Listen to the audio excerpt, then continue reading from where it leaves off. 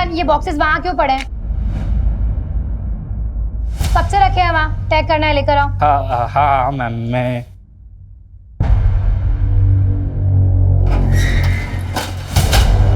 अरे रोहन, बॉस के कैबिन में क्यों लेकर जा रहे हो?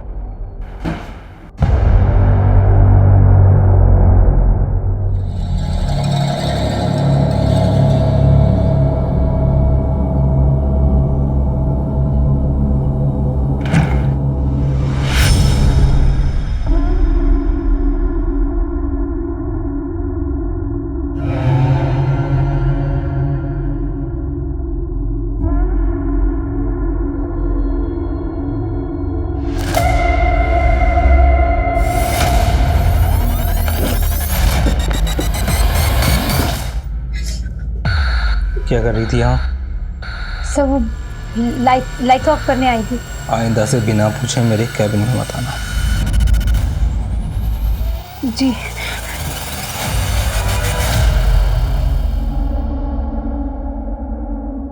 पल्लवी, तुम रो क्यों रही हो? जीजू, मैंने ऑफिस में ड्रग्स के पैकेट्स देखे। ड्रग्स? देखो, तुम ना इस समय बिल्कुल मत पढ़ना। तुम्हारा वो जो बॉस है ना प्रशांत, बहुत खतरनाक आदमी है। तुम ऐसा कुछ मत करना, मेरी मानो, कुछ मत करना तुम। मुझे बहुत डर लग रहा है जीजू। तुम डरो मत, मैं हूं ना तुम्हारे साथ। मैं तुम्हें कुछ नहीं होने दूंगा। अपनी हद में रह।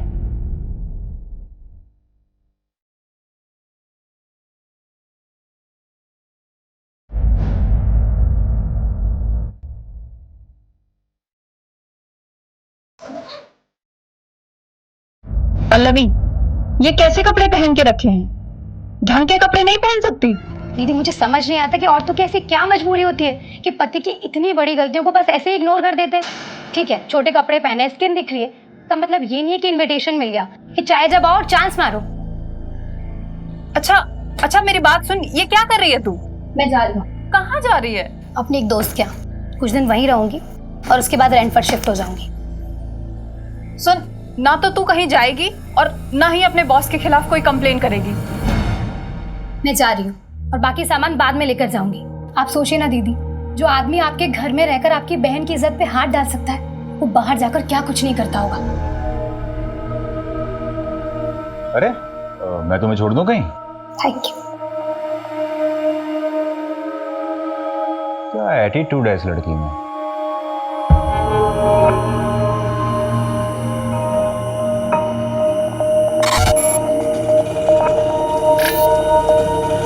भैया, जानकी नगर जाएंगे?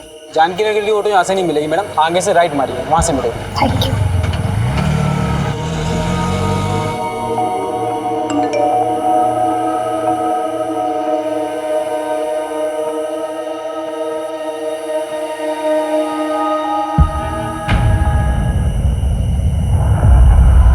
जरा सी भी आवाज निकाली ना तो जान से मार डालूंगा। चलो उठ। ये क्या हालत बना रखी है तूने अपनी?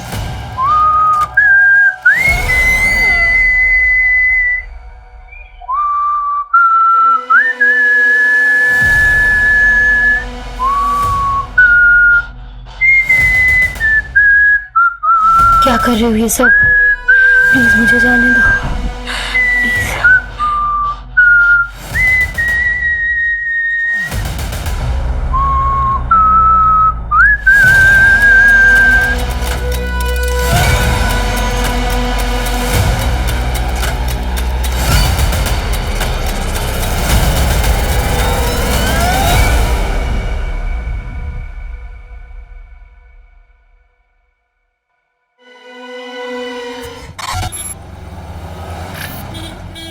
तू एक काम कर, जल्दी जा, जल्दी से अपना बैग रेडी करके आ। नगमा, इतनी देर लगा दी तुम लोगों ने। अरे क्या करेंगे, टेलर ने कपड़े ही नहीं सिले थे, बैठ के सिलाना पड़ा, वरना आयशा क्या पहनती। बहुत लेट हो गया। नगमा, ये फातिमा को सलामी पर दे देना।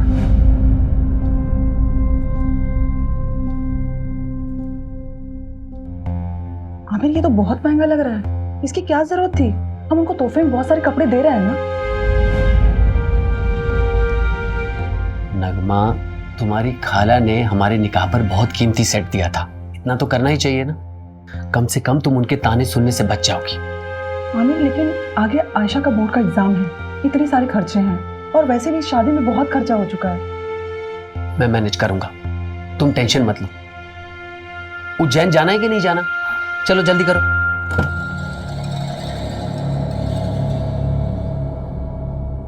आयशा, अपना लोकेशन ऑन कर लेना और वहां पहुंचकर मुझे फोन करना। अरे आप क्यों चिंता करें, हम फोन करेंगे अब आपको। चलो अब वो टेंशन मत लीजिए, हम लोग अच्छे से पहुंच जाएंगे। ठीक है, ठीक है।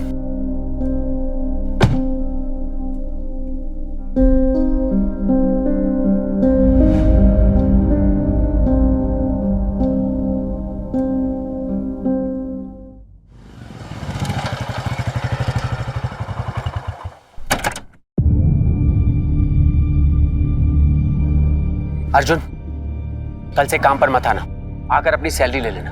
क्या हुआ आमिर भाई, सब ठीक तो है? एक हफ्ते में दूसरी बार कंप्लेंट आई है तुम्हारी। वो तो तुम्हारी बीवी पेट से है, इसलिए मैंने पिछली बार माफ करवा दिया था, पर अब मैं कुछ नहीं कर सकता।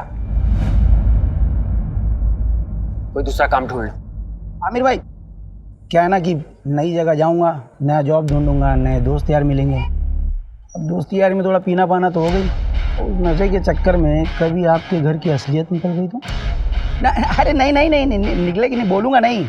इन क्या है, नशे में जबान पे काबू थोड़ी रहे। कमीने, मैंने तेरे साथ इतना कुछ किया और तू मुझे ही धमकी दे रहा है। अब देखता हूँ कैसे ऑफिस में आता है तू और कैसे अपने बचे हुए 20 दिन की पगार लेता है। मैं भी देखता हूँ कैसे मिलेगा तो पैसे मिलेगा। आयशा बेटा, अब्बू को लोकेशन भेजा? कब का भेज दे?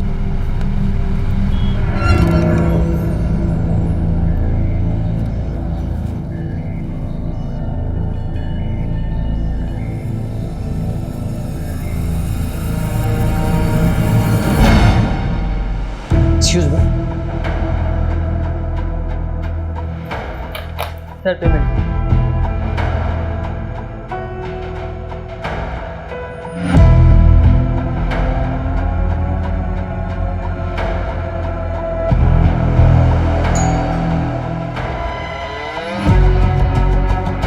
कैसी हो रोशनी?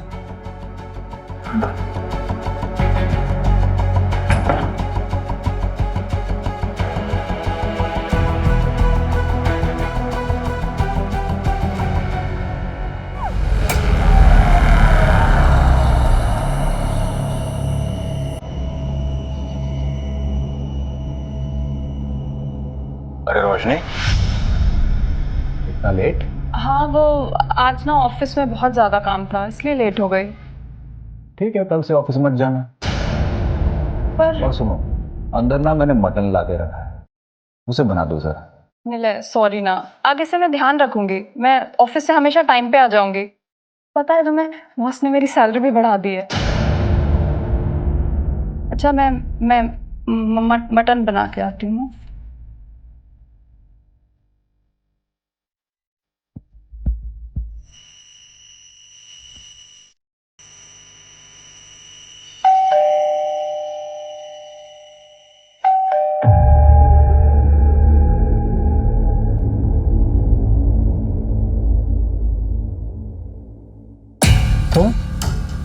तुम्हारी हिम्मत कैसे हुई यहाँ आने की? यहीं रुको, मैं बताता हूँ तुम्हें।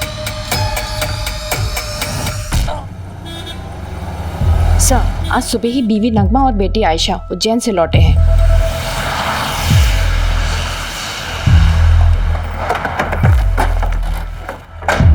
चलो साइड हटो। क्या मिला लगा रखा है? चलो हटो यहाँ से। आमिर उठ जाओ, क्या हो गया? उठो आमिर, प्लीज उठ जाओ, क्या हो गया? ये क्या हो गया?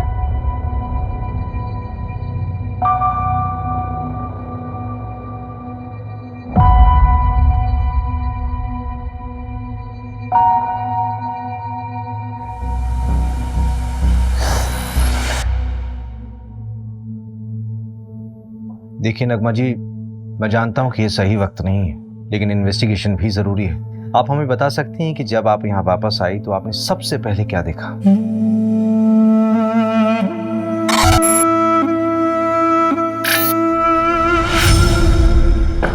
आमिर! आमिर! हम जब यहाँ से गए थे सब कुछ बिल्कुल ठीक था। आमिर बहुत खुश थे। पता नहीं किसने ये सब कर दिया। सर, हमारे आने के पहले कुछ मोहल्ले वालों ने यहाँ भीड़ लगा रखी थी, पूरा क्राइम सीन कंटामिनेट कर दिया। ऐसा आई डाउट कि फॉरेंसिक वालों के यहाँ ज़्यादा कुछ मिलेगा। ठीक है, जो कुछ भी पॉसिबल हो उनको बोलो कि एविडेंस कलेक्ट करें।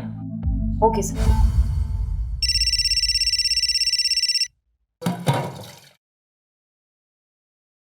हेलो हेलो दीदी, दीदी प्लीज मुझे बचा लीजिए। नहीं मुझे नहीं पता मैं कहाँ, पर प्लीज दीदी मुझे बचा लीजिए, वो मुझे मार देगा। कौन मार डालेगा पल्लवी?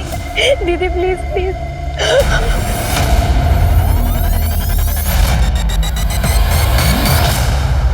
नहीं सर, हमें किसी पर कोई शक नहीं है। अच्छा, आप लोगों के उज्जैन जाने से पहले आमिर का किसी से लड़ाई झगड़ा हुआ था या फिर आपकी फैमिली में कोई इशू? आमिर बहुत अच्छे इंसान थे, उनकी किसी से कोई दुश्मनी नहीं थी। पानी लीजिए। घर से कोई सामान गायब हुआ था? हाँ, मेरा लैपटॉप गायब था और अब्बू का फोन। ठीक है, डिटेल्स दे दीजिए। अगर इसके अलावा कुछ भी याद आए तो हमें बताइएगा जरूर। अभी जा सकते हैं आप।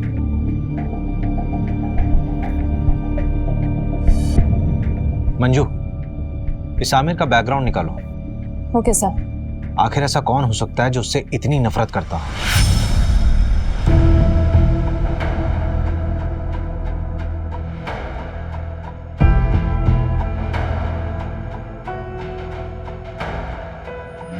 मैंने ऑफिस में ड्रग्स के पैकेट्स देखे।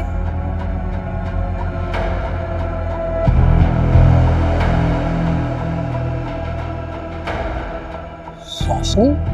आमिर, रोशनी तुम इतने सालों बाद कैसी हो? क्या बात है, कुछ परेशान लग रही हो। सब ठीक तो है ना? आमिर मुझे तुम्हारी हेल्प चाहिए। हाँ हाँ बोलो। गुड मॉर्निंग सर, मैं रोशनी वर्मा जॉब इंटरव्यू के लिए आई हूँ। यस कम इन। आमिर ने बताया था मुझे। फाइल? Yes sir. तो ये तुम्हारी पहली जॉब है? Yes sir. कंप्यूटर नॉलेज है? जी सर, पूरी मेहनत से काम करूँगी। मेहनत से नहीं रोशनी, स्मार्टनेस से काम करना होगा। करोगी ना? जी। आमिर के अकाउंट से एक होटल में रेगुलर पेमेंट्स दिखा रहा है, ऑलमोस्ट एवरी वीक। मैंने उस होटल में फ़ोन किया था तो वहाँ के रिसेप्शनिस्ट ने बताया कि आमिर यहाँ एक औरत के साथ आया करता था और दिए गए आईडी के मुताबिक उस औरत का नाम रोशनी वर्मा है। ये देखिए। इसका मतलब आमिर का एक्स्ट्रा मैरिटल अफेयर था। सर फिलहाल तो ऐसे ही लग रहा है। मैंने उस होटल की सारी सीसीटीवी फुटेजेस मंगा ली है। ये देखिए सर, ये वाली फुटेज, ये मर्डर के 2 दिन पहले की है।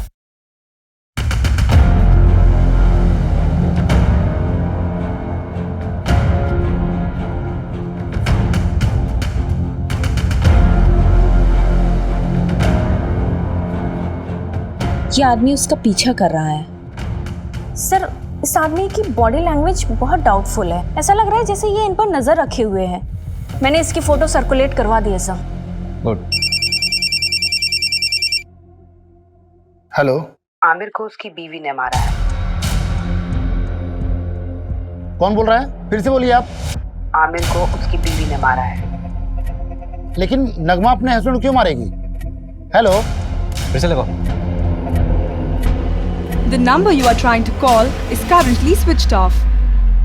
एक ऐप है, मैं लोकेशन चेक करता हूँ। जल्दी करो। लोकेशन जहांगीराबाद है। इसका मतलब कॉलर आमिर के एरिया से ही थी। सर नगमा को उठा ले क्या? नहीं, किसी रैंडम कॉल के बेस पे हम किसी भी विक्टिम की वाइफ को नहीं उठा सकते। हो सकता है हत्यारे ने हमें भटकाने के लिए खुद कॉल किया हो या किसी से करवाया हो। इस नंबर को ट्रेस करो। Okay sir. मर्डर से 2 दिन पहले नगमा के सारी मूवमेंट को ट्रैक करो। उसके उज्जैन वाली शादी, उसका आना जाना, सब कुछ। Okay sir. मैं जी जान लगा दूंगा रोशनी, बल्कि मैंने तो कल की ही मीटिंग सेट की है। तुम टेंशन मत लो, मैं तुम्हारी बहन को कुछ नहीं होने दूंगा। आमिर, अपना ध्यान रखना, प्रशांत बहुत खतरनाक है। तुम मेरी फिक्र मत करो रोशनी।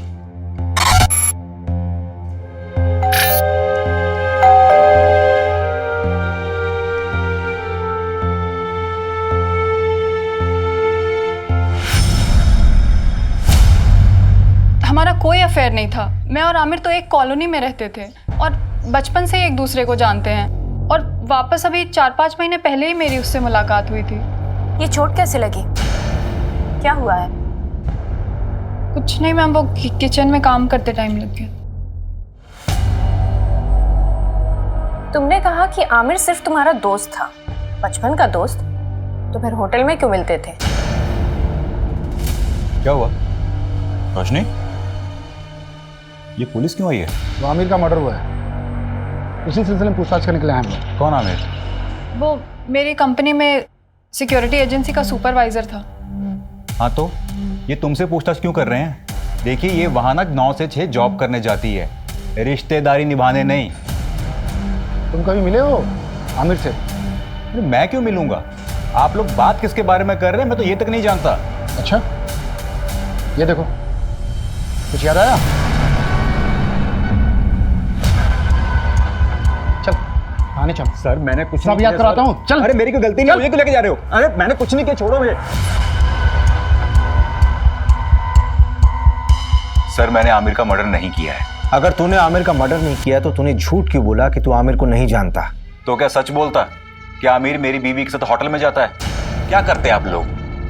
सहानुभूति देकर छोड़ देते? नहीं ना। वैसे आमिर का मर्डर हुआ कभी है? 23 तारीख को। 23 तारीख को तो मैं यहाँ था ही नहीं, मैं तो इंदौर में था अपने दोस्त के यहाँ। चल नंबर बता तेरे दोस्त का। लिख लीजिए नंबर, लेकिन फोन नहीं लगेगा उसका। क्यों? क्योंकि वो दुबई चला गया है।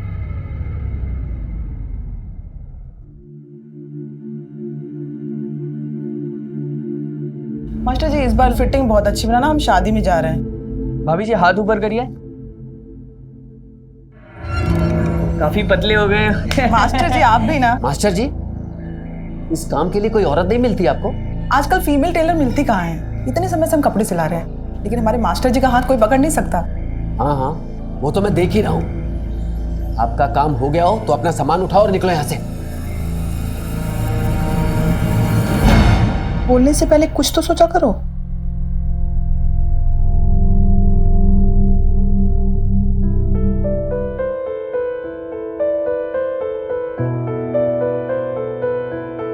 हैप्पी बर्थडे नगमा। अभी तक नाराज हो नगमा? प्लीज मुझे माफ कर दो। और वो जो टेलर मास्टर के सामने आपने किया, वो क्या सोच रहे होंगे वो? अच्छा तो माफी से काम नहीं चलेगा, तो मुर्गा बन जाता हूं मैं। अच्छा बस, अब ज्यादा नौटंकी करने की जरूरत नहीं, चलो उठो। Happy birthday to you, happy birthday to you.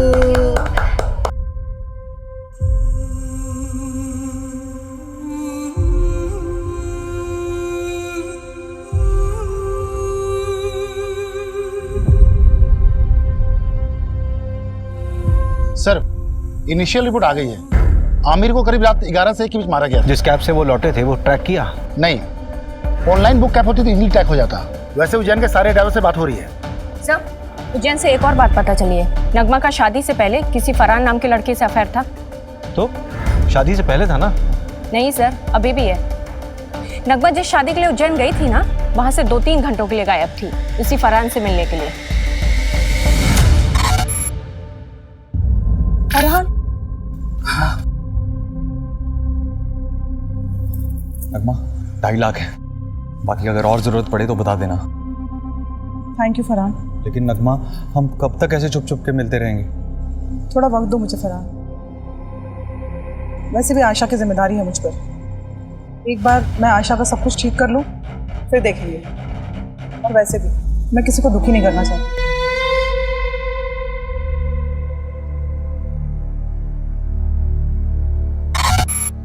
तो ठीक है,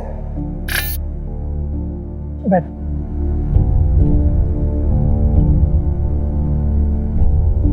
आयशा, मैं क्या कह रहा था कि हमें ना आंटी से बात कर लेनी चाहिए। देख, अभी अब्बू तो नहीं रहे ना, और मेरे घर वाले भी उंगली उठाएंगे, तो उससे पहले हमें शादी कर लेनी चाहिए ना। तुम क्या बात कर रहे हो सूरज? पहले कब्र के फूल को तो सूख जाने दो। आयशा, मेरा वो मतलब नहीं था। पुलिस? अम्मी फिर से पुलिस वाले क्या करने आए यहाँ? ये तलाशी ले रहा है। उस दिन भी गए थे, उन्हें कुछ नहीं मिला था, आज क्या मिलेगा नया उन्हें? रवि, हाँ पोस्टमार्टम और फोरेंसिक रिपोर्ट देना। ये लीजिए। सबसे पहले आमिर के सर पर वार किया गया किसी हैवी ऑब्जेक्ट से। उसके बाद 12 बार चाकू से स्टैब किया गया उसे। और दरवाजे पर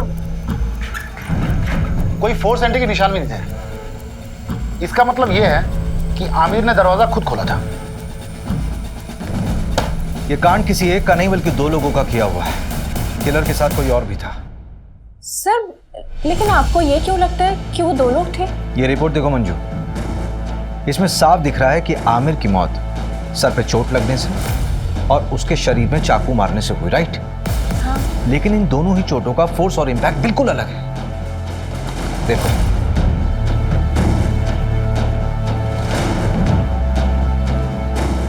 एक काम करो, इस घर की एक बार फिर से अच्छे से तलाशी लो। ठीक है। Okay sir.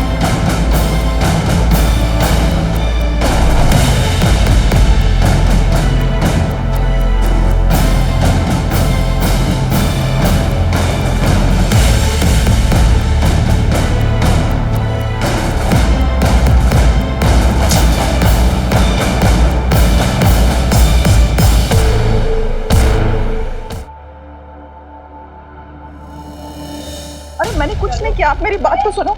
मैंने कोई खून नहीं किया। आयशा, आपको नहीं मार सकती है। हम तो शादी में उज्जैन गए थे, अम्मी नहीं कर सकती हैं। आयशा, उन्होंने कुछ नहीं किया। मैडम, मैंने कुछ नहीं किया। मेरी बच्ची अकेली है। अम्मी!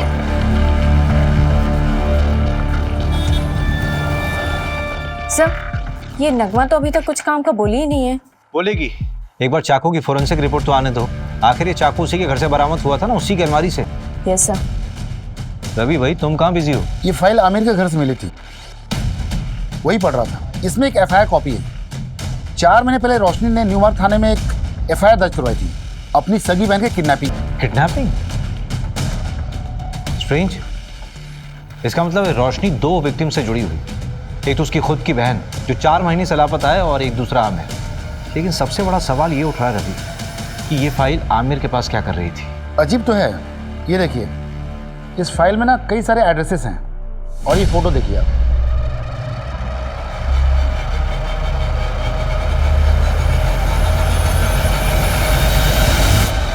रवि, कहीं उस कॉलर के बोलने पे हम बहुत अलग तो नहीं जा रहे?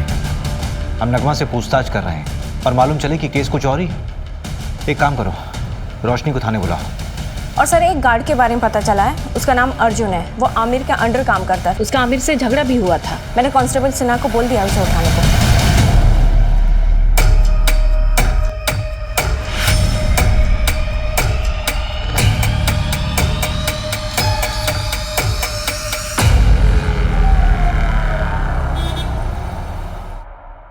सर, मैं सच कह रहा हूँ, मैंने कुछ नहीं किया। मैंने किसी को नहीं मारा है। हाँ, आमिर से गुस्सा जरूर था क्योंकि वो नौकरी से निकालने की बात कर रहा था, और उसके मर्डर के बाद मुझे किसी ने नहीं बोला कि काम पे वापस मत आओ। हाँ, मेरा फायदा जरूर हुआ है, पर मैंने किसी को नहीं मारा है सर। ये तो तोते की तरह खुद ही सब कुछ बोल रहा है। हाँ सर, वो हमारे साथ का ही था। बस सुपरवाइजर बनने के बाद उसको अचानक बहुत गुस्सा आने लगा। हर छोटी छोटी बात पे चिढ़ जाता था। तेरे मुंह से ही पहली बार सुन रहा हूँ कि आमिर को गुस्सा आता था। हाँ सर, आप चाहे तो वो आयशा के बॉयफ्रेंड सूरज, हाँ सूरज से भी पूछ सकते हैं। मैंने ही पकड़ा था उन दोनों को मार्केट में, और आमिर को खबर देके मैंने ही बुलाया था। यार, मजहबी लड़के के साथ घूमती है। ये आजादी दी थी मैंने तुझे। मेरे नीचे काम करने वाला अर्जुन ये मुझे फोन करके बताता है कि अपनी बेटी को संभाल लो। क्या इज्जत रह गई? सर हम शादी करना चाहते हैं सर। सर, मैं प्यार करता हूँ इसमें सर। आज के बाद इसके साथ नजर आया ना तो जान से मार दूंगा तुझे। सर प्लीज, भाग यहाँ से। पल्लवी के लिए मैं कहाँ कहाँ नहीं भागी सर, पर किसी ने मेरी मदद नहीं की। सिर्फ आमिर मेरी मदद कर रहा था। पल्लवी की कोई दोस्त थी जहां वो गई थी, उसका नाम या पता मालूम चल सकता है? पता नहीं, उस दिन पल्लवी ने मेरे किसी मैसेज का रिप्लाई नहीं किया। मुझे लगा शायद गुस्सा है इसलिए नहीं किया। फिर अचानक एक दिन कॉल आई और तब मुझे पता चला कि वो किडनैप हुई है। पर प्लीज दीदी मुझे बचा लीजिए, वो मुझे मार देगा। मुझे पता है सर, ये सब उस प्रशांत का किया धरा है। मेहनत से नहीं रोशनी, स्मार्टनेस से काम करना होगा।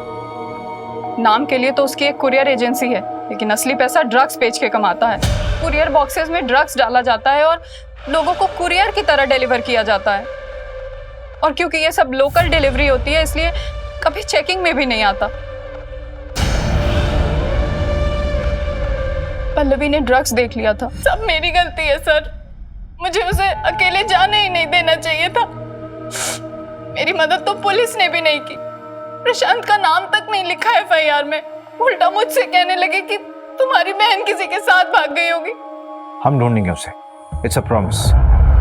तो जब हम तुम्हारे घर आए थे तब क्यों नहीं बताया था ये सब? आमिर, ये देखो, किसी बैंक का अकाउंट नंबर है, SRV बैंक। रोशनी, ये स्विट्जरलैंड का बैंक है। एक मिनट, ये डायरी जहां से उठाई है वहीं रख दो।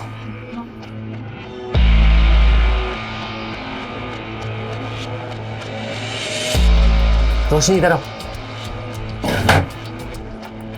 ये प्रशांत की प्रॉपर्टीज के पेपर है, उसके नाम कई प्रॉपर्टीज है। आमिर, शायद यहीं कहीं रखा हो उसने पल्लवी को। चलो हम अभी चेक करके आते हैं सारे एड्रेस। नहीं नहीं नहीं रोशनी, अभी बहुत लेट हो चुका है, तुम घर जाओ। लेकिन मेरी पल्लवी। हड़बड़ी का काम नहीं है, बहुत रिस्की है। हम लोग कल मिलेंगे। चलो अभी इसको वापस रख दो। चल चल जल्दी चल।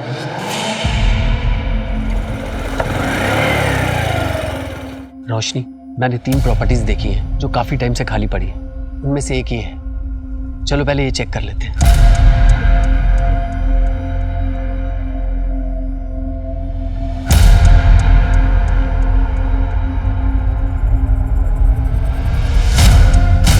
रोशनी, यहां तो कोई नहीं। चलो दूसरी प्रॉपर्टी में देखते हैं।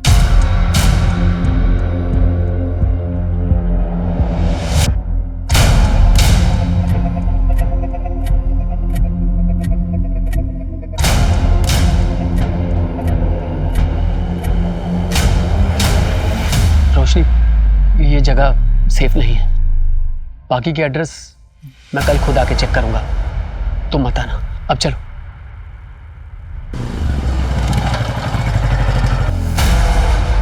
रोशनी, तुम टेंशन मत लो, मैं पल्लवी को ढूंढ लूंगा। आमिर, अभी मैं घर निकलती हूँ। अगर निलय मुझसे पहले आ गया ना तो बहुत प्रॉब्लम हो जाएगी।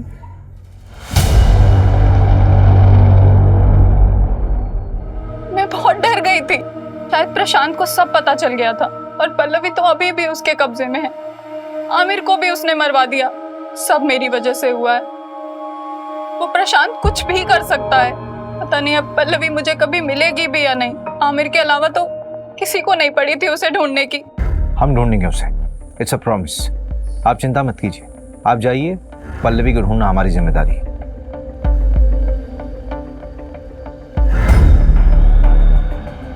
रवि, जिस नंबर से पल्लवी ने कॉल किया था उसकी डिटेल्स निकालो और इस कॉलर का भी इन्वेस्टिगेशन स्पीड अप कर दो, जिसने आमिर की वाइफ का नाम लिया था।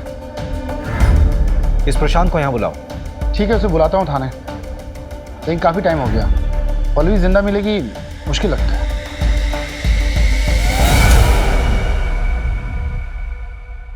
और इंस्पेक्टर साहब, बीवी बच्चे कैसे हैं आपके? बहुत अच्छे।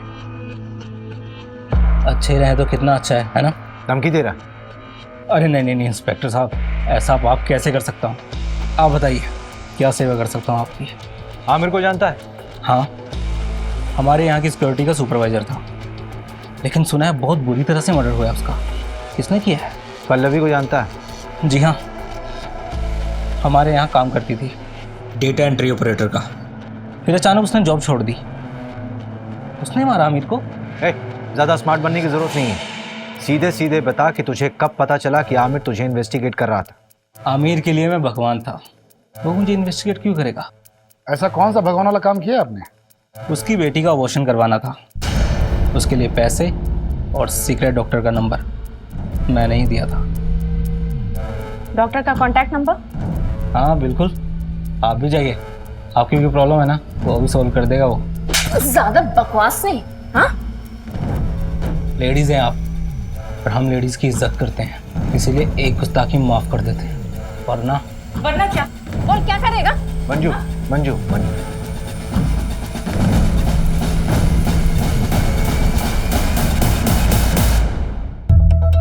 नहीं सर, हमारे यहाँ ऐसा कुछ भी गलत काम नहीं होता। एक तो बिना पुलिस को इन्फॉर्म किए एक नाबालिग लड़की का अबॉर्शन करा दिया, ऊपर से झूठ बोल रहे हो। अभी तो सिर्फ तुम्हारा लाइसेंस रद्द करूंगी, अगर और झूठ बोला ना तो सीधा जेल में डाल दूंगी। नहीं मैडम, ऐसा मत करना, मैं आपको सच्चाई बताता हूँ। आमिर 4 हफ्ते पहले आया था अपनी बेटी को लेके अबॉर्शन के लिए। आयशा, अभी तो सिर्फ 2 महीने हुए हैं, अभी तो अबॉर्शन हो सकता है। और आमिर, तेरी बेटी तो अभी नाबालिग है, पुलिस केस हो सकता है। डॉक्टर साहब, मेरे बच्चे की जिंदगी खराब हो जाएगी। वो लड़का इसकी क्लास का है, उसे जब खबर मिली तो वो घबरा गया। डॉक्टर साहब, आप इसका अबॉर्शन कर दीजिए, हमें कोई पुलिस केस नहीं करना। नहीं अब्बू, जो कुछ हो रहा है तेरे अच्छे के लिए हो रहा है। मैं ताने सुन सकता हूँ, लेकिन तू ताने नहीं सुन सकती। छोटे बच्चे की परवरिश करना इतना आसान नहीं है, खासकर जब उसका बाप उसके साथ ना हो। ये अब्बू ने मेरा साथ दिया था। तुम्हारा अबॉर्शन हुआ तो डेफिनेटली तुम्हें सूरज से भी मिलने से रोका गया होगा, तो क्या इन सारी बातों को लेकर सूरज गुस्सा था क्या आमिर से? देखिए, ना सूरज ने अब्बू को मारा है और ना अम्मी ने अब्बू को मारा है। आप शुरू से गलत इन्वेस्टिगेट कर रहे हो। देखो आयशा, अगर तुम्हें ये लगता है कि तुम्हारी मम्मी बेवजह लॉकअप में बंद है तो तुम्हें उनकी मदद करनी होगी ना, नहीं तो वो जिंदगी भर किसी और के जुर्म की सजा काटती रहेंगी। नहीं, ऐसा बिल्कुल नहीं होगा। वकील ने कहा है कि उनकी कल तक जमानत हो जाएगी, उसके बाद वो कभी भी जेल नहीं जाएगी। अम्मी ने कुछ भी नहीं किया है, इसलिए आप लोगों को कोई सबूत नहीं मिल रहा है। अब आप जाइए। न्यू मार्ग थाने बात हुई, लोकल पुलिस ने पल्लवी केस में प्रशांत से पूछताछ की थी, लेकिन उन्हें भी प्रशांत के खिलाफ कुछ भी नहीं मिला। हो सकता है पल्लवी अपनी मर्जी से कहीं गई होगी। जिस नंबर से पल्लवी ने कॉल किया था वो नंबर भी ट्रेस नहीं हो रहा है, फेक आईडी पे लिया गया था और स्विच ऑफ हो गया। पर सर, पल्लवी को गायब करने का मोटिव तो बनता है प्रशांत के पास। नगमा का एक्स गर्लफ्रेंड फरहान का भी कुछ पता नहीं। हाँ, एक बात पता चली है, उसने नगमा को 2.5 लाख रुपए उधार दिए थे। 2.5 लाख है, बाकी अगर और जरूरत पड़े तो बता देना। अब इतने पैसों की उसे क्या जरूरत पड़ी, ये तो नगमा ही बता सकती है। ऊपर से मिस्ट्री कॉलर का अभी तक नहीं पता लगा जिसने नगमा का नाम लिया था। टेक्निकल टीम ने बताया कि यूज किया हुआ सिम और फोन दोनों ही फर्जी तरीके से खरीदे गए थे। हो सकता है बाद में डिस्ट्रॉय कर दिए होंगे, क्योंकि दोबारा उनसे कॉल नहीं हुआ है। इसका मतलब we are back to the square one here. हमारे पास सिर्फ ये सीसीटीवी फुटेज है जो पल्लवी की किडनैपिंग साइट से हमें कैमरे के थ्रू मिली। देखते हैं क्या होगा इसमें।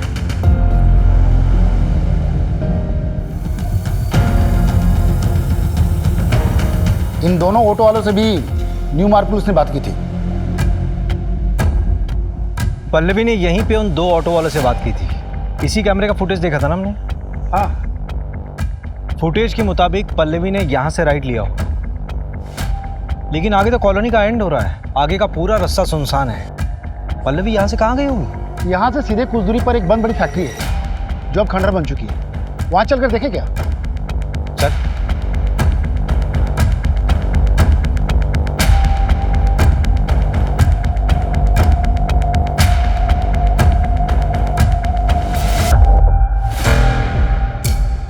चेन से बांधा गया था मेकअप का सामान।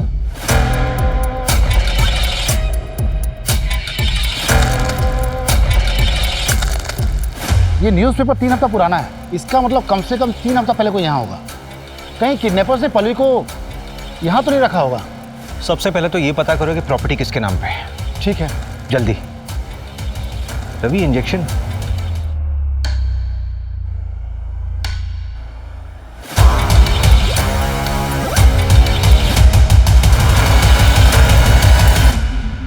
सर, इनकी बेल हो गई।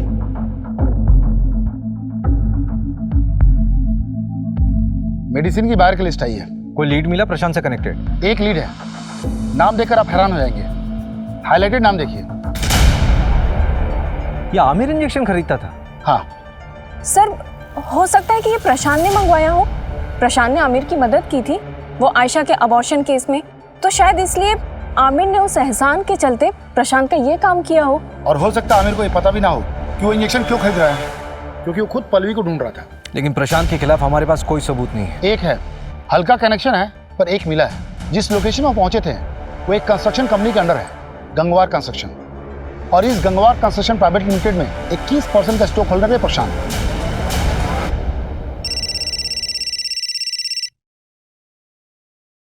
हेलो, गाड़ी में बैठो।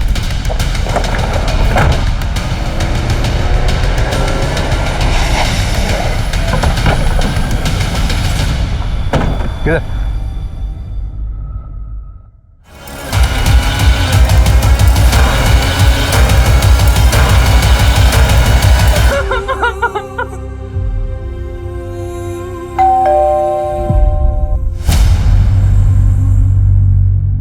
आप लोग फिर से?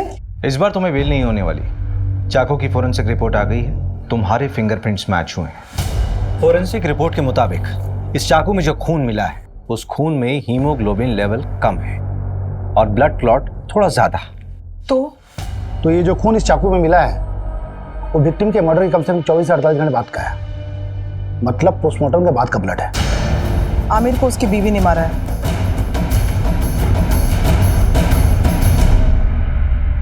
मैं अपना जुर्म कबूल करती हूँ, मैंने ही आमिर को मारा है। झूठ बोल रही हो तुम नगमा। मर्डर रात के 11 बजे से 1 बजे के बीच में हुआ। रात के 10 बजे तो तुम देवास टोल क्रॉस कर रही थी और रात के 2 बजे सीहोर टोल। इसका मतलब ये हुआ कि जब मर्डर हुआ उस वक्त तुम रास्ते में थी और करीब 3:30 बजे तुम घर पर वापस लौटी।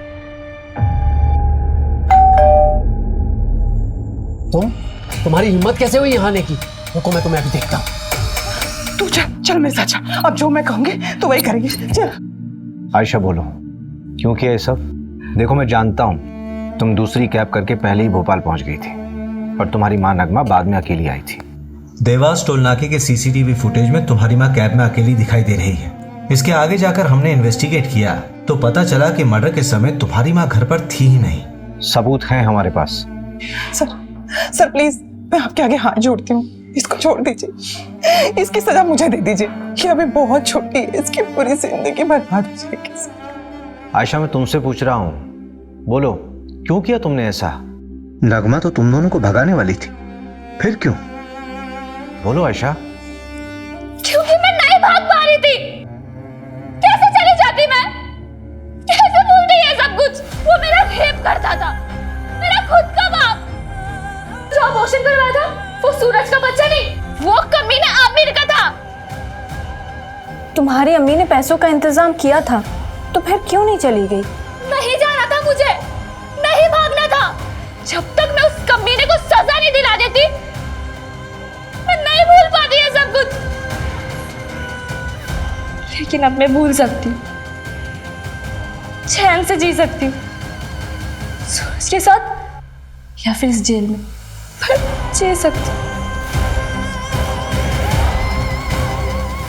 पल्लवी का किडनैप भी आमिर ने किया होगा, उसी ने उसका रेप और मर्डर किया होगा। पोस्टमार्टम के मुताबिक जिस वक्त पल्लवी का मर्डर हुआ उस वक्त प्रशांत मुंबई में था।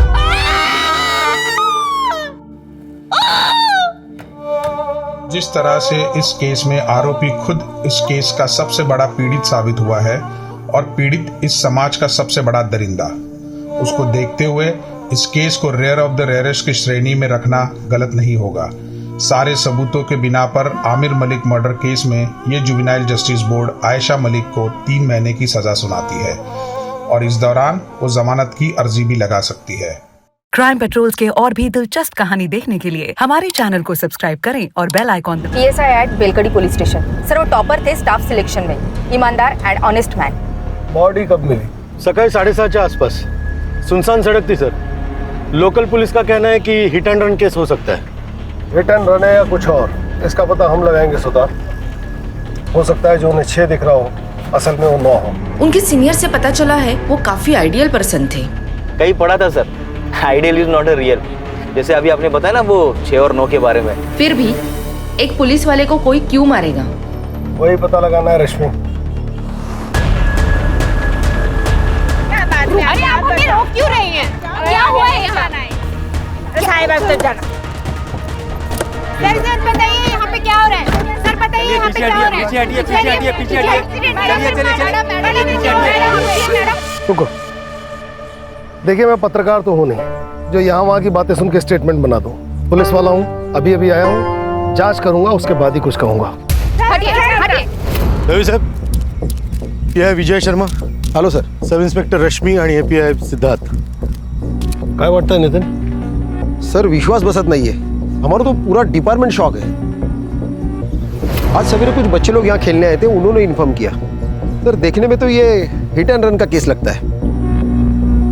और वहाँ वो टायर के निशान देखे तो लगता है सर कोई मीडियम साइज का ट्रक या तो फिर टेम्पो होगा.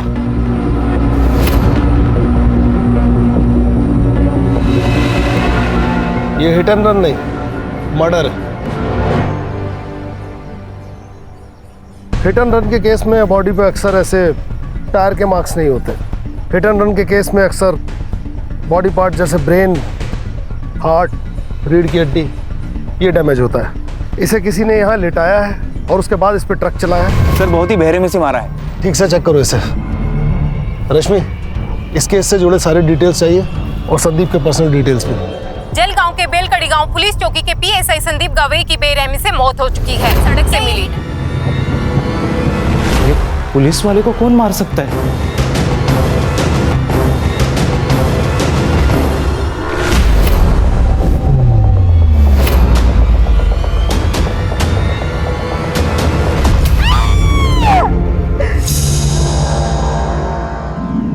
सर, संदीप की माँ ये मानने को तैयार ही नहीं है कि संदीप की मौत हो चुकी है. कैसे मानेगी सर? संदीप के सिवा उसका दुनिया में कोई नहीं था. अगले हफ्ते संदीप की शादी थी. नितिन सर, शादी में सिर्फ लड्डू खाने मत आना, 2 दिन पहले सब काम करने के लिए आना है.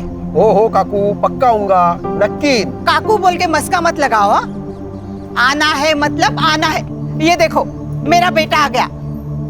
आप लोग नहीं आएंगे ना तो ये शादी के फेरे भी नहीं लेगा. तू यहाँ भी शुरू हो गई. अरे नितिन सर सॉरी, आप प्लीज तू चल घरी. अरे मी नाही बोलत होते. नितिन सर हळदीला पण यायचं. अरे मला सांगू दे, असं काय करतो तू? संदीप ऐसे किसी केस में इन्वेस्टिगेशन कर रहा था जिसमें उसकी जान को खतरा हो? नहीं सर, पर हाँ वो प्राइवेटली कुछ ढूंढ रहा था. उसके बारे में मुझे कुछ नहीं पता. हाँ सर, 3 महीने पहले सर का यहाँ पोस्टिंग हुआ था, तब से मैं उनके साथ हूँ, लेकिन मुझे भी पता नहीं चला कि वो आखिर ढूंढ क्या रहे हैं. नितिन, तुम्हारे हिसाब से संदीप ऑनेस्ट, स्ट्रिक्ट और उसूलों वाला इंसान था, फिर ये लुका छिपी क्यों? ऐसा कौन सा केस था जो उसने तुम्हें बताना भी जरूरी नहीं समझा? सर, कल शाम 7:30 बजे प्रिया साठे नाम के किसी लड़के ने संदीप को कॉल किया था. मैंने कॉल लॉग चेक किए तो पता चला कि पिछले 4 दिनों से उनकी कंटिन्यूअसली बातें चल रही थी. संदीप के फोन की पूरी CDR मुझे चाहिए. जी सर. कौन है प्रिया साठे, जानते हो? हाँ सर, उन दोनों के बीच कुछ तो था, पर क्या था वो मुझे पता नहीं. उस दिन मैंने उसे पहली बार देखा था. प्रिया, थांबे, गाड़ी थांबो.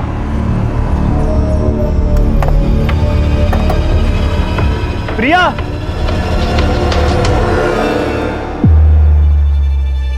मैंने सर से पूछा कि वो लड़की कौन थी.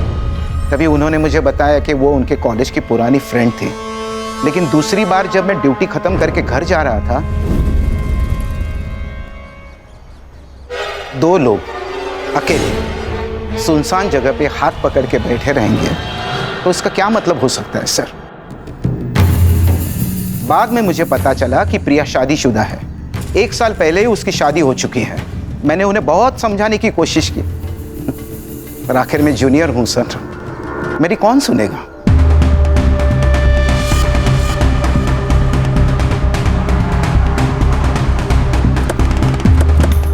तुम्हारा संदीप के साथ क्या रिश्ता था?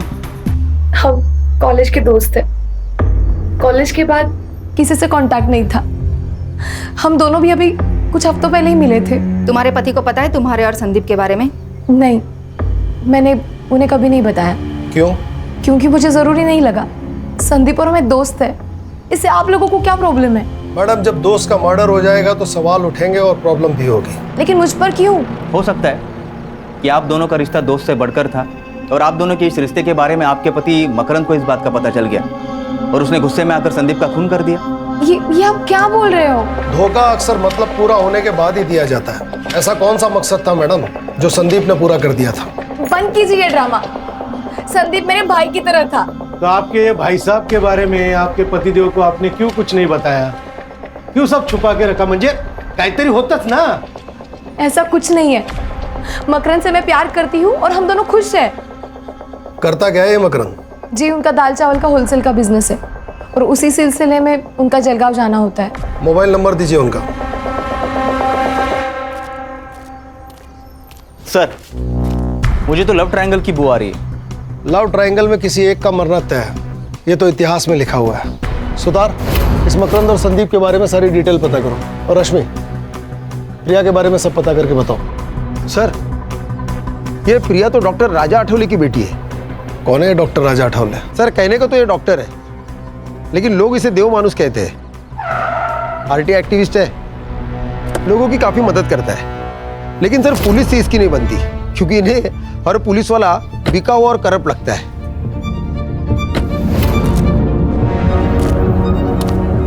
अरे राजा साहब, आप क्या हुआ? क्या हुआ तुम्हें नहीं पता?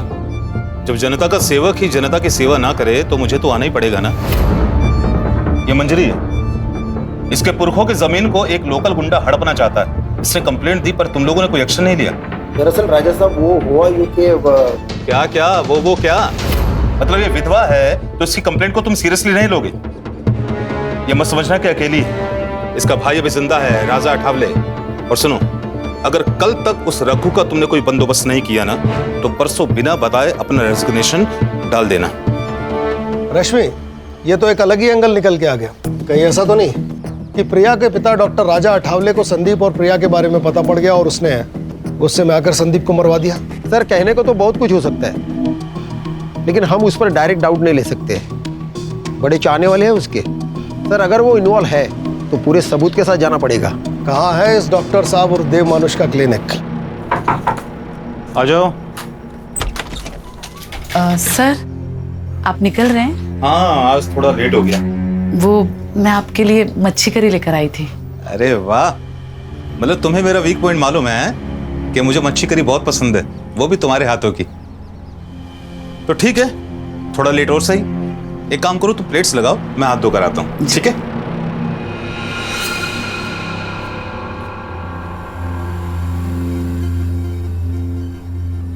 अरे वाह, खुशबू तो बहुत अच्छी आ रही है.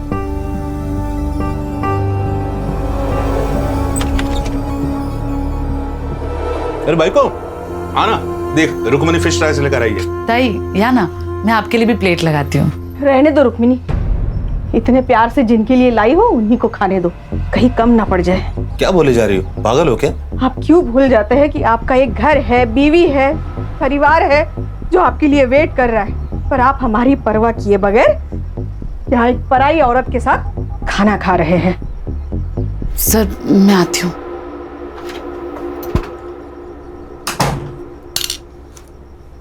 मेघा, बोलने से पहले सोच तो लिया करो. वो विधवा है, उसकी कोई फैमिली नहीं है. अपने पैरों पर स्टैंड हो जाए इसलिए मैंने उसे नौकरी दी, इज्जत की जिंदगी दी. तो तुम हम दोनों के बारे में, शर्म आती है मुझे तुम्हारे ऊपर. तो क्या कहूँ, सुबह क्लिनिक के लिए जल्दी चले जाते हो, रात में लेट आते हो. पेशेंट होते हैं मेघा, इसलिए देर हो जाती है. गंद भरा है तुम्हारे दिमाग में, निकालो से बाहर.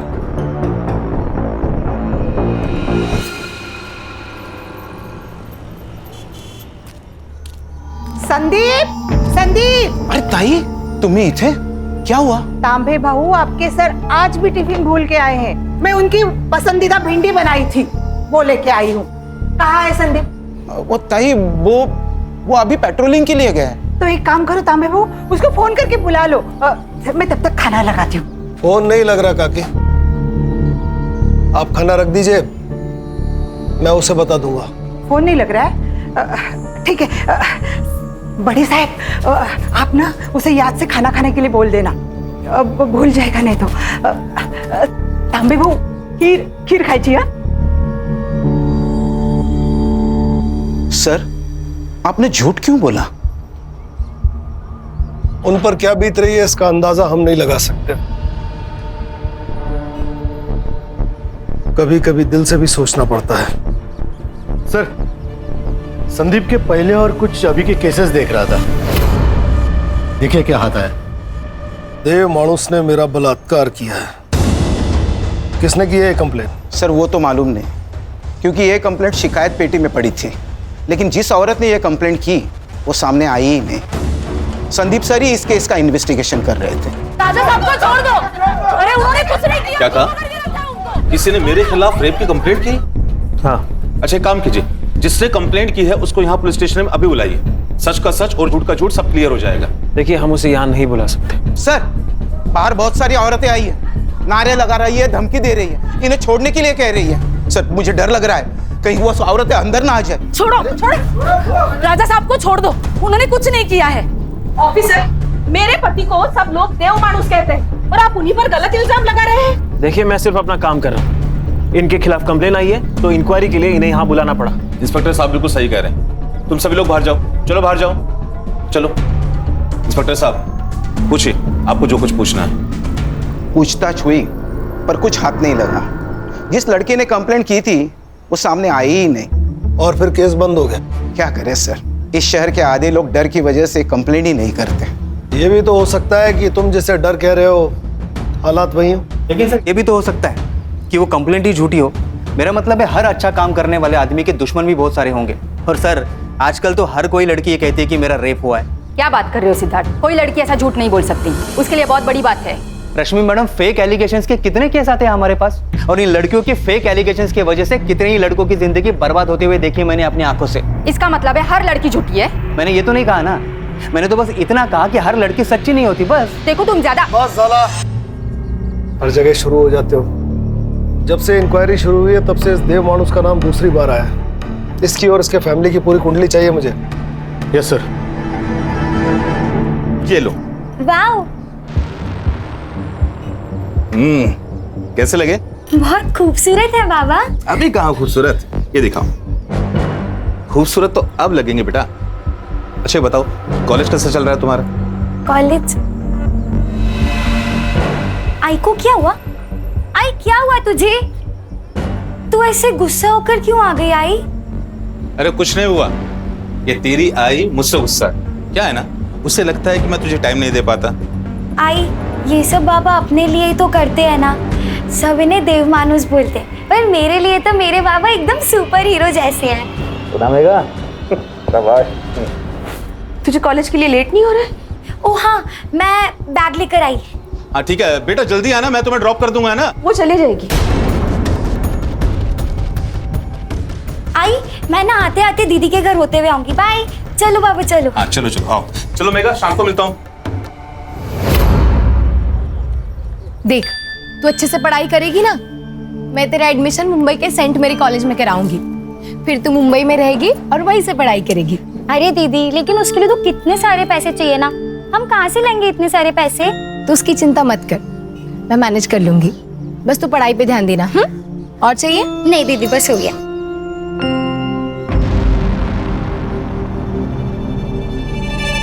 ये कंगन कब खरीदे? ये तो मुझे आज सुबह ही बाबा ने दिए। कितने खूबसूरत है ना। निकाल कर फेंक दे। यहाँ हर चीज की कीमत चुकानी पड़ती है नीतू। बिना मतलब के यहाँ कोई किसी के लिए कुछ भी नहीं करता। दीदी वो बाबा है हमारे सौतेले। और मैं इतना गुस्सा क्यों कर रही हूँ ना, तेरी माँ से जाके पूछ। मुझे किसी से कुछ नहीं पूछना। तू जलती है मुझसे क्योंकि बाबा ने तुझे कुछ गिफ्ट नहीं दिया, मुझे कंगन दिए, इसलिए जा रही हूँ मैं। नीतू, नीतू बात सुन मेरी। नीतू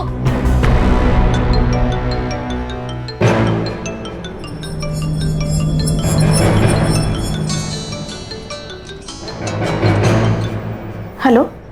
देखकर अनदेखा अच्छा कर लेती है तू माँ है या चुड़ैल? शर्म नहीं आती तुझे?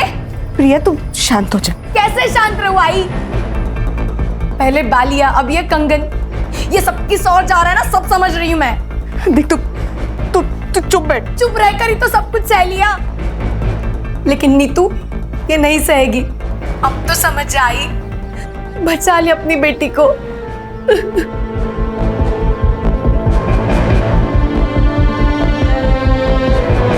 सर पोस्टमार्टम रिपोर्ट के अनुसार संदीप की मौत रात को 11 से 3 बजे के बीच हुई। एक्सीडेंट? नहीं सर आपने बिल्कुल ठीक कहा था। यहाँ सर के पीछे वार किया गया था सर, और सर बेहोशी की हालत में उसके ऊपर ट्रक चलाया गया। कौन कर सकता है ये सब? प्रिया, मकरंद या फिर डॉक्टर राजा अठावले? सर सर, संदीप के कॉल लोकेशन के हिसाब से वो मर्डर वाले दिन रात को 9:30 बजे अपने घर से निकला था और डॉक्टर राजा के क्लिनिक गया था। तब से उसका फोन स्विच ऑफ है। इसका मतलब सर, जो कुछ भी हुआ है वो सुनसान सड़क और क्लिनिक के बीच हुआ है। सुतार, कुछ ज्यादा ही शरीफ नहीं है देव मानुस। एक औरत इसके खिलाफ कंप्लेन करती है, संदीप की मौत इसके क्लिनिक की ओर इशारा करती है। सर, ऐसे साधु संत बाबा बहुत देखे हैं मैंने जिंदगी में। एक बुरा काम छुपाने के लिए 10 अच्छा काम करेंगे। सर, अगर ये दोषी हुआ ना तो सबसे पहले इसको मैं ही मारूंगा सर। मैं मारूंगा? आपको लगता है संदीप को मैंने मारा? हो सकता है। उस दिन रात 10 बजे संदीप आपकी डिस्पेंसरी के आसपास था, फोन भी यहीं बंद हुआ। जो कुछ हुआ यहीं हुआ। देखिए, मेरा क्लिनिक मार्केट के बीचों बीच, और जहां तक मेरी बात है, मैं लगभग रात को 9:40 पर एक पेशेंट विजिट पे गया था। पेशेंट का नाम? शोभा वैद्य। रश्मि, शोभा वैद्य से मिलो और इस डॉक्टर अठावले की उस रात की लोकेशन वेरीफाई करो। या तो ये बहुत बड़ा शातिर है या फिर सच में देव मानुष। हो सकता है कि सर शिकायत पेटी की कंप्लेंट जेन्युइन हो और उसका इस केस से कोई रिलेशन ही ना हो सकता है। एक काम करो सिद्धार्थ, पिछले 6 महीने में डॉक्टर अठावले को जिन औरतों ने रेगुलर विजिट किया है उनसे पूछताछ करो, उनके हैंडराइटिंग सैंपल्स लो और उसे उस लेटर से मैच करो। ये इस केस को नई दिशा दे सकते हैं। पिछले 6 महीने में जो भी सुसाइड और मिसिंग केस हुए हैं उन सब की फाइल तांबे से लो, कुछ ना कुछ जरूर मिलेगा। समझ गया सर। सुधरो, चला। रश्मि, मकरंद का कुछ पता चला? जलगांव में ही है या कहीं और? पता नहीं सर, पिछले 24 घंटे से उसका फोन स्विच ऑफ आ रहा है और उसकी last call location बेलकड़ी bus stand थी। ये दोनों मियाँ बीवी मिलके कहीं हमें घुमा तो नहीं रहे? ये प्रिया के पास चले सर? तुम जाओ और जो मैं कहता हूँ वो बोलो। मुझे नहीं पता मकरंद कहाँ है। और तुम्हें कोई परेशानी नहीं है? मतलब तुम्हारा पति गायब है पर तुम्हारे चेहरे पे कोई चिंता नजर नहीं आ रही है। प्रिया, तुम संदीप को अपना दोस्त मानती थी ना, तो यही वक्त है अपनी दोस्ती निभाने का। मैं जानती हूँ संदीप के जाने का सबसे बड़ा दुख तुम्हें हुआ है। कुछ तो गलत हुआ है उसके साथ। वो बहुत खुश था। तू ही चॉइस कर ले यार। संदीप, मैंने सिर्फ उसकी फोटो देखी है। मैं तुम्हें सजेस्ट कर सकती हूँ, चॉइस तो तुम्हें ही करना पड़ेगा। हम एक काम करते हैं, ये तीनों ले लेते हैं। अच्छा, इतना प्यार? अभी से इतना प्यार करोगे ना तो तुम्हारी बीवी तुम्हें जोरों का गुलाम बना के रखेगी। संदीप एकदम परफेक्ट पति था, जैसा हर लड़की चाहती है। क्या तुम्हारे और मकरंद के बीच में कोई प्रॉब्लम्स थे? मुझे ऐसा लग रहा है कि तुम मकरंद के साथ खुश नहीं थी। बोलो प्रिया, मैं यहाँ तुम्हारी मदद करने आई हूँ। हमारी शादी को 1 साल हो चुका था। मकरंद बच्चे के लिए एकदम डेस्परेट हो गया था। एक दिन हम डॉक्टर के पास चले गए तो पता चला कि प्रॉब्लम मुझ में है। मैं उसे बच्चा नहीं दे सकती थी। उसी दौरान संदीप की पोस्टिंग यहाँ पर हो गई थी। उसे मैं अपने सारे प्रॉब्लम्स बताती थी, लेकिन मैं जानती थी कि मकरंद इस बात को नहीं समझेगा। इसलिए संदीप के बारे में मैंने उसे कभी कुछ नहीं बताया। संदीप का मर्डर और मकरंद का गायब होना, इसमें कुछ तो कनेक्शन हो सकता है प्रिया। तुम जानती हो मकरंद कहाँ हो सकता है? मकरंद का हमेशा जलगांव आना जाना होता है। वहां पर उसका जो दोस्त है अजित देशमुख, शायद उसे कुछ पता हो। देखो सर, इन दोनों की हैंडराइटिंग भी मैच नहीं हो रही। सर, मेरी उत्तरा बीमारी से तंग आ गई थी सर। रात रात भर रोती थी, उसे जीना ही नहीं था, इसलिए उसने खुदकुशी कर ली। उत्तरा राजा अठावले की पेशेंट थी। हो सकता है कि बात कुछ और हो। 1 मिनट, आप राजा साहब पर शक कर रहे हो? अरे देव मानुस है वो। मैं आज जो स्कूल में क्लर्क की जॉब कर रहा हूं ना, उनकी वजह से मुझे और उत्तरा को हमारे बुरे समय से उन्होंने निकाला था। देखिए सर, मुझे इस बारे में आपसे कोई बात नहीं करनी। आप प्लीज जाइए। मेरे पति को मरे बहुत साल हो गए सर। ये कौन सा एप्लीकेशन फॉर्म है? क्या है ना मैडम, हम ग्राम पंचायत से आए हैं। वो क्या है ना, सरकारी कामकाज रहता है तो रोज नए नए फॉर्म, नए नए कागज लगते रहते हैं। बस अब हाँ, आप बस ये फॉर्म भर कर दीजिएगा, बाकी हम लोग देख लेंगे। हाँ, बस ये लीजिए।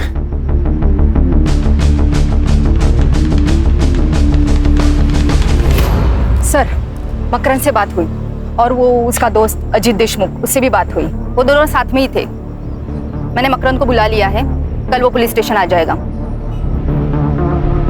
अरे बैठ ना मकरन, सुधर भाऊ दांड का घ्या जरा आपलं. आलो क्या रे हाँ 3 दिवसापासून फोन बंद करून बसलायस. तेरे को क्या लगा तू फोन बंद करके बैठेगा तो तेरे को हम भूल जाएंगे? हाँ तेरे को पकड़ नहीं पाएंगे. बोल सच सच बता, क्यों भागा था घर से? क्या करता मैं उस घर में रहकर? मुझे उस प्रिया की शक्ल भी नहीं देखनी थी. उसने धोखा दिया है मुझे और मेरी फैमिली को. मतलब? प्रिया कंसीव नहीं कर पा रही थी, इसलिए हम डॉक्टर के पास गए. स्कैन किया, जब मैंने रिपोर्ट देखी तो मैं पागल हो गया था. इतना बड़ा धोखा. हाँ तेरे पास यूट्रस ही नहीं है तो बच्चा कैसे होगा? ये क्या कह रहे हो आप? मुझे कुछ समझ नहीं आ रहा है. 2 साल पहले ही तेरा यूटेरस निकाल दिया और तू कहती है तुझे कुछ भी पता नहीं. पागल समझा है मुझे? जानवर हूं मैं जो तेरे बाप ने मेरे सामने ये मांस का टुकड़ा डाल दिया? ना तू पूरी बीवी कहने लायक है ना पूरी औरत. जो औरत बच्चा पैदा नहीं कर पाए वो औरत कहलाने के लायक नहीं. तो जैसे लोगों के लिए अलग अस्पताल होना चाहिए, इलाज की जरूरत तुझे है. देखिए सर, ये सारी बातें है ना आपके शहर में ठीक है, लेकिन हमारे यहाँ शादी के बाद अगर बच्चा ना हो तो वो शादी नहीं मानी जाती. अच्छा, तो अधूरी शादी को पूरा करने के लिए अफेयर किया तूने? क्या बकवास कर रहे हो आप? ये सब अरे सर रहने दीजिए. अरे मैं देखता हूँ ना इसे. अरे बकना आगे और उसके बाद उल्टा जवाब दिया ना, समझ लेना. बताता हूँ. प्रिया से दूर रहने के लिए मैं मेरे दोस्त अजीत के पास सातारा में रहने गया. वहाँ मेरी मुलाकात अजीत की बहन कविता से हुई. हम दोनों एक दूसरे से प्यार करने लगे और हमने शादी करने का फैसला किया. मुझे प्रिया से और प्रिया की फैमिली से कोई दुश्मनी नहीं है. बस मुझे खुश रहना है. तू जानता था संदीप और प्रिया की दोस्ती के बारे में? अगर मुझे उन दोनों पर शक होता तो सबसे पहले मैं प्रिया को मार देता, संदीप को नहीं, क्योंकि प्रिया ने मुझे फंसाया है, संदीप ने नहीं. अगर उन दोनों में कुछ होता भी ना तो सबसे बड़ी खुशी मुझे होती. जान तो छुट्टी उस प्रिया से. ठीक है जा. और सुन, कितना भी जरूरी काम हो, बेल कड़ी छोड़ के जाने की गलती मत करना. ठीक है सर. मकरन सच कह रहा है. मैंने उसकी जिंदगी खराब की है, लेकिन मुझे सच में नहीं पता था कि मेरा गर्भाशय निकाला गया है. तुम जानती हो ये मुमकिन नहीं है. मतलब तुम्हारा ऑपरेशन हुआ और तुम्हें पता ही नहीं चला? वो मैं प्रेग्नेंट थी. आई वॉज रेप्ड और मेरा बलात्कार करने वाला कोई और नहीं था, मेरा बाप डॉक्टर राजा अठावले. बाबा के गुजर जाने के बाद हमारी हालत बहुत खराब थी. मैं सिर्फ 14 साल की थी और नीता 10 साल की. हमारे खातिर आई ने दूसरी शादी की, लेकिन एक रात मैंने देखा वो डॉक्टर मेरी आई के साथ बलात्कार कर रहा था. एक मिनट, बलात्कार? हाँ, वो आदमी राक्षस से कम नहीं है. सेक्स के लिए पागल है वो. मेरी आई को तकलीफ में देखकर उसे मजा आता था. तुम्हारी माँ को ये सब पता था? हाँ, और फिर भी वो चुप रही. मुझे पता है ये सब बहुत गलत है, पर अगर डॉक्टर साहब ना होते तो हम किसी रोड पे खड़े होते और आता जाता हर कोई तुम्हारी इज्जत से खेलता. यहाँ पे तो बस एक ही मैं तुझे पुढे हाथ जोड़ते, किसी से कुछ मत कहना, कुछ मत कहना.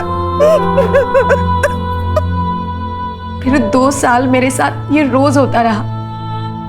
जब मैं प्रेग्नेंट हुई तो आई ने मेरे अबॉर्शन के साथ मेरा गर्भाशय में निकलवा दिया.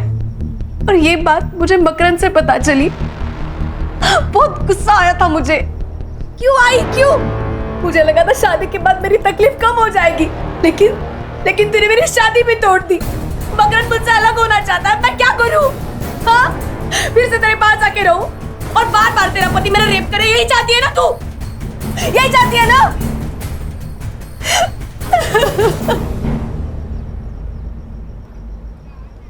कोई साथ में नहीं था मैडम, किसको बताती?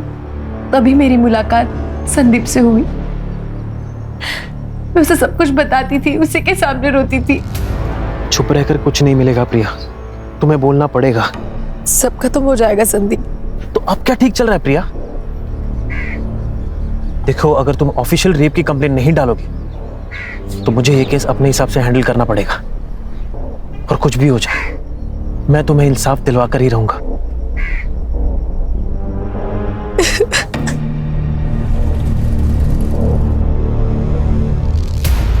वो मुझे इंसाफ दिलाना चाहता था। इसके पहले ही संदीप कुछ करता, किसी ने डॉक्टर के खिलाफ रेप की कंप्लेंट शिकायत पेटी में डाल दी। केस फाइल हुआ लेकिन हुआ कुछ नहीं। इसलिए मैंने उसको सब सच सच बता दिया।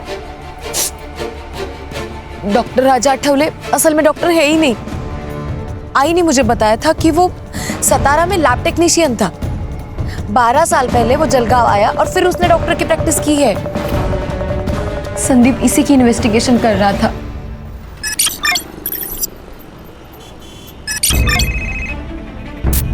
हाँ बोलो सुतार।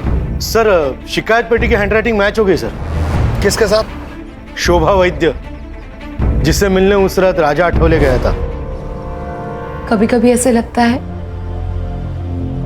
कि मैं उसे ये बात नहीं बताती तो शायद आज संदीप जिंदा होता। ये सब कुछ मेरी वजह से ही हुआ है। सब कुछ मेरी वजह से। सही थे सर, आप बहुत शातिर कौवा है ये। साधूच्या वेशात राक्षस है। अब इस राक्षस के उद्धार का वक्त आ गया सुतार। पक्के सबूत जुटाओ इसके खिलाफ, फिर निकालेंगे इसकी बारात पूरे शहर में। सुतार, पता लगाओ अभी इसका टारगेट कौन है, किसका इलाज चल रहा है वहां फिलहाल। रश्मि, अगर संदीप को यह पता था कि यह डॉक्टर फेक है तो उसने इसके खिलाफ मेडिकल काउंसिल में कांटेक्ट किया होगा। पता लगाओ। Yes sir. हैंडराइटिंग के बारे में कुछ पता चला? अपने हैंडराइटिंग एक्सपर्ट उस पर काम कर रहे हैं, वो भी मिल जाएगी सर। टाइम नहीं है। अगर सबूत मिलने से पहले डॉक्टर गायब हो गया तुम सबको गायब कर दूंगा। आप लोग यहाँ सब गप्पे मार रहे हैं, मेरी बेटी की शादी है। तांबे बहू, ये मिठाई पूरे पुलिस स्टेशन को बांट दो। बड़े साहब नमस्कार, मेरे संदीप की शादी का कार्ड है, लीजिए। पूरे परिवार के साथ आना है, कोई भी बहाना नहीं चलेगा। नितिन साहब, एक दिन पूरे पुलिस स्टेशन को छुट्टी, और एक दिन पुलिस स्टेशन को छुट्टी दी तो कोई पहाड़ नहीं टूटने वाला। आप सब लोग ना शादी में आना। और संदीप भी ना कहाँ चला गया पता नहीं, सारे काम मुझे करने पड़ रहे। साधना, तू पढ़ेगा लगना ला। सर ये कुछ ज्यादा ही नहीं हो रहा है। सर, इनके दिमाग से वो सदमा निकालना होगा, नहीं तो बेचारी सारी जिंदगी भर संदीप का इंतजार करती रहेगी वो। सर, इन्होंने तो अभी तक संदीप की बॉडी भी क्लेम नहीं की है।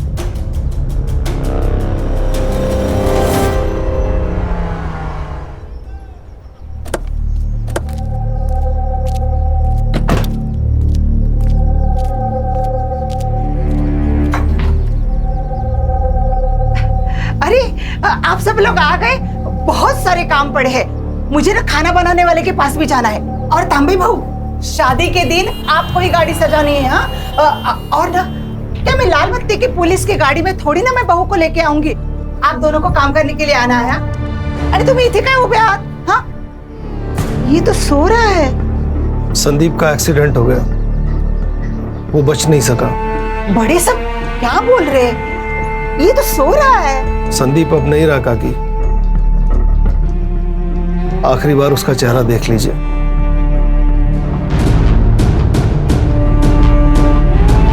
किसी के खोने का दर्द क्या होता है ये मैं अच्छी तरह जानता हूं।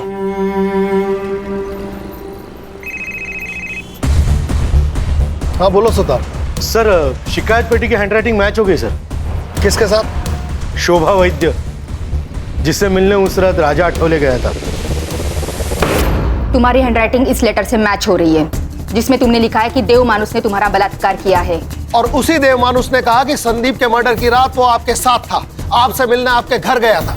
जबकि आपके फोन की लोकेशन उस रात डॉक्टर के क्लिनिक की थी। और अगर आप क्लिनिक पर थी तो डॉक्टर साहब वहां पर क्या कर रहे थे? सर कुटला आता हाँ? भांडा फूट चुका है, अब सच बोलिए, नहीं तो ना खून का चार्ज लगाकर ये केस इधर ही बंद कर देंगे अब, और आपको बेटे को आपको मिलने के लिए जेल आना पड़ेगा।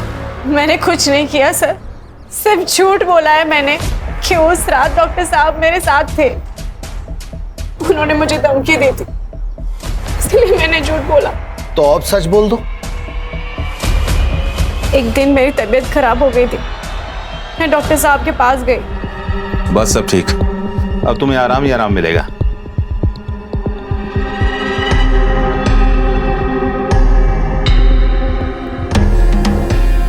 उसके बाद ये हर रोज होता रहा।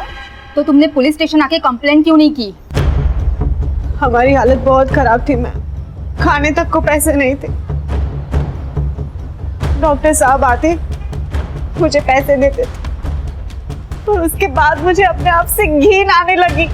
मुझे ये सब बंद करना था सर, इसीलिए मैंने शिकायत पेटी में चिट्ठी डाल दी। तो जब पुलिस आपके दरवाजे आई तो सच क्यों नहीं बोला? डर गई थी सर मैं कि अगले दिन अगर डॉक्टर साहब छूट के आ जाते तो वो मुझे भी मार डालते। मुझे भी? मतलब? उस रात डॉक्टर साहब ने मुझे क्लिनिक बुलाया था, वहां संदीप सर भी आए थे। डॉक्टर का धर्म होता है जिंदगी देना, जिंदगी लेना नहीं। पर ये तू नहीं समझ पाएगा क्योंकि तू डॉक्टर है ही नहीं। इंक्वायरी की है मैंने तेरी, ये जो डिग्रियां लटकाई हुई है ना, सब फेक है। कौन यकीन करेगा रे तेरा? देव माणूस है मैं, देव माणूस। दफा यहां से, तेरा पैसा पहुंच जाएगा स्टेशन में। उसका यूट्रस निकाल दिया ताकि वो फिर से प्रेग्नेंट ना हो पाए। तू देव मानुस नहीं है, तू राक्षस है, राक्षस।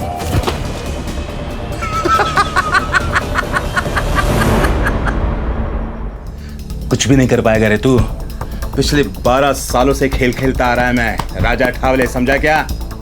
अगर ऐसा ही है ना तो तुझे जिंदा रखना सबसे बड़ी गलती होगी। क्यों डर रही है? अरे हमारा नहीं है, बेहोश हुआ है बस। तू फोन दे, दे लवकर, दे दे दे, अरे दे। हाँ सुन, राजा बोल रहा हूं। किसको कॉल किया था उसने? किसको कॉल किया था? पता नहीं, पर बाद में बोला कि घर जाओ। और जब सुबह न्यूज़ देखा तो पता चला उन्होंने संदीप सर को मार दिया था।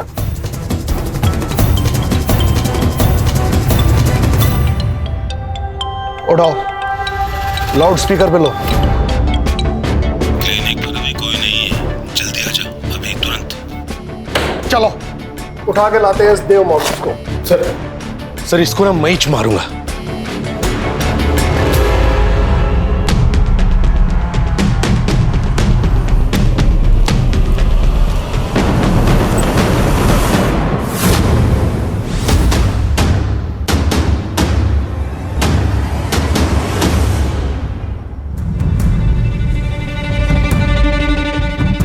सर, ही इज नो मोर।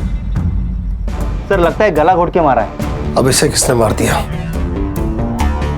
हर चीज जगह पर है। इसे जिसने मारा है वो जानता था कि शोभा के बयान के हिसाब से संदीप को इन्हीं में से किसी एक ट्रॉफी से मारा गया है। इन ट्रॉफीज को फॉरेंसिक के लिए भेजो सुतार। Yes sir.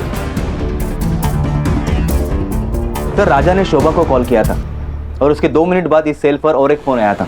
किसका? मकरंद का। हेलो, ओके ठीक है सर। ये देखिए, राजा ने उस रात शोभा के फोन से मकरंद के दोस्त अजित को कॉल किया था। इस मकरंद के फोन को ट्रेस पे डालो। सुधार, बॉडी को पोस्टमार्टम के लिए भेजो। उस रात राजा ने शोभा के फोन से अजीत को फोन किया। अजीत का फोन मकरंद ने उठाया क्योंकि अजीत और मकरंद दोनों साथ थे और मकरंद यहां उसकी मदद करने आ गया। सर, मकरंद की लोकेशन मिल गई है।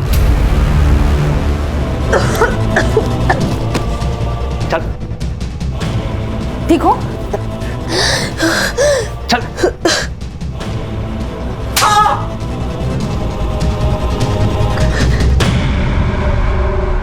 वो दाढ़ी बोल तो गया था पटापट। मैंने और कविता ने शादी करने का फैसला ले लिया था, लेकिन मेरा बिजनेस ही अच्छा नहीं चल रहा था और ये बात अजीत को पता थी। उसने तो मेरे सामने शर्त ही रख दी थी, अगर मेरी बहन के साथ शादी करना चाहते हो तो तुम्हें 25 लाख रुपए जुटाने पड़ेंगे। मैंने तो टेंशन के मारे घर ही जाना छोड़ दिया था, लेकिन मुझे प्रिया का कॉल आया था। उसने मुझे बताया कि डॉक्टर साहब ने उसके साथ जबरदस्ती की थी और उसी की वजह से वो प्रेग्नेंट हुई थी। लेकिन ये बात जब डॉक्टर को पता चली तो उसने उसका यूट्रस ही निकाल दिया था। लेकिन ये सारी बातें सुनकर मेरे दिमाग में पैसा कमाने का रास्ता नजर आया। मेरा बलात्कार करने वाला कोई और नहीं था, मेरा बाप डॉक्टर राजा अठवले। अच्छा हुआ ना मैं कॉल रिकॉर्ड करता हूँ, नहीं तो ये एटीएम कार्ड मेरे हाथ में कैसे लगता। अब जब मैं बोलूँ तब मुझे पैसे देते रहना। नहीं, टेंशन की कोई बात नहीं है, मैं किसी को कुछ नहीं बताऊंगा। लेकिन हाँ, अगर मुझे पैसे नहीं मिले तो ये ऑडियो क्लिप वायरल हो जाएगी, फिर तुम और तुम्हारी बेटी दोनों मिलकर खुदकुशी करना। हर महीने मुझे पैसे मिलते रहे और मैं जुटाता रहा, लेकिन प्रिया मुझे बार बार कॉल करके तंग करती रहती थी, इसलिए सातारा जाने के बाद मैं फोन ही बंद कर देता था। उस रात डॉक्टर साहब का कॉल अजीत को गया था। हाँ सुन, राजा बोल रहा हूँ, एक काम है तुझसे। 1 घंटे में 10 लाख कमाएगा? हाँ, कैसे? एक बॉडी को ठिकाने लगाना है, एक्सीडेंट लगना चाहिए। हाँ ठीक है। मैंने तुरंत हाँ कर दी क्योंकि मुझे पैसे जुटाने थे। अजीत का तो ट्रांसपोर्ट का बिजनेस था ही, इसलिए मैंने बिना बताए उसकी गाड़ी लेके बेलकड़ी पहुंचा तो मुझे पता चला कि वो एक पुलिस वाला था। जलगांव के बेलकड़ी गांव पुलिस चौकी के पीएसआई संदीप गवई की बेरहमी से मौत हो चुकी है। डॉक्टर साहब ने मेरे साथ बहुत बड़ा गेम खेला था, उसकी आइडेंटिटी मुझसे छुपा कर रखी थी। डॉक्टर राजा तुझे बाद में भी पैसे देता था ना, सोने का अंडा देने वाली मुर्गी को मार क्यों दिया? मुझे टिप मिली थी। डॉक्टर साहब ने अपनी जमीन बेचकर 3.5 करोड़ रुपए जमा किए थे, लेकिन जो खरीदार था उसकी एग्रीमेंट होने से पहले ही मौत हो चुकी थी, तो बेसिकली ये पैसा ब्लैक हो चुका था। मैंने सोचा क्यों ना पैसा ये मेरा हो जाए, इसलिए मैंने वो पैसा डॉक्टर साहब से कैसे निकलूं ये प्लान बनाया। मकरंद, मैं तुम्हें 10 लाख रुपए दूंगा, 1 लाख रुपए एक्स्ट्रा भी दूंगा।